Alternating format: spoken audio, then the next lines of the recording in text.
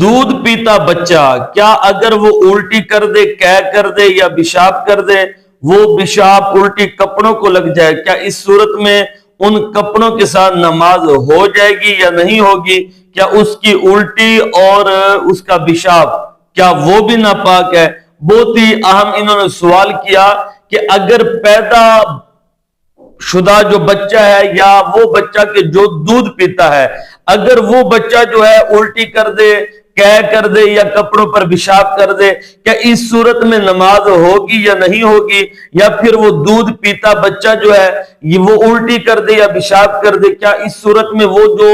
نجاست ہے کیا وہ ناپاک ہے یا پاک ہے، کیا ہے؟ تو بہت ہی اہم مسئلہ۔ تو سب سے پہلے آپ یہ سن لیں کہ فتاوی رضویہ شریف یا اور بھی دیگر جو فتاوی جات ہیں ان کے اندر بھی اور علماء کرام یہ فرماتے ہیں کہ دودھ پینے والا جو بچہ ہے اس کا جو پیشاب ہے وہ ناپاک ہے، نجاست غلیظہ ہے۔ اسی طرح اگر وہ قے کر دے، اگر قے کپڑوں کو لگ جائے یا اس کا پیشاب دودھ پیتے بچے کا اگر پیشاب کپڑوں کو لگ جاتا ہے، 1 درہم سے زیادہ نجاست لگ جاتی ہے، تو اس صورت میں نماز نہیں ہوگی۔ جس طرح بڑے بندے پیشاب کرتے ہیں یا قے کرتے ہیں، جس طرح ان کی نجاست کا حکم ہے، اسی طرح چھوٹے بچے کا بھی۔ اب دوسرا جو مسئلہ ہے کہ اگر وہ بچہ قے کر دیتا ہے، الٹی کر دیتا ہے، بس اوقات بچوں کو اٹھاؤ تو وہ الٹی کر دیتے ہیں، قے کر دیتے ہیں۔ اب جو قے یا الٹی معدے سے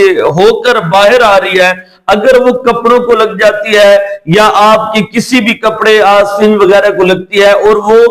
1 درہم سے زیادہ لگ جاتی ہے، تو اس صورت میں اگر نماز پڑھیں گے تو نماز نہیں ہوگی، کیونکہ اس بچے کی قے اور اس بچے کا جو پاخانہ ہے اس کا بھی وہی حکم ہے جو مردوں کا حکم ہوتا ہے۔ تو اس لیے کافی عورتیں جو ہے وہ غلط فہمی کا شکار ہوتی ہے کہ نہیں جی وہ بچہ ہے، دودھ پیتا بچہ ہے، اس کی الٹی پیشاب وہ پاک، ایسا نہیں ہوتا ہے، وہ نجاست غلیظہ ہے۔ اگر وہ کپڑوں کو لگ جائے 1 درہم سے زیادہ جو اپنی نجاست لگ جاتی ہے تو اس صورت میں نماز نہیں ہوگی، ان کا بھی وہی حکم ہے جو بڑے بندوں کا حکم ہوتا ہے۔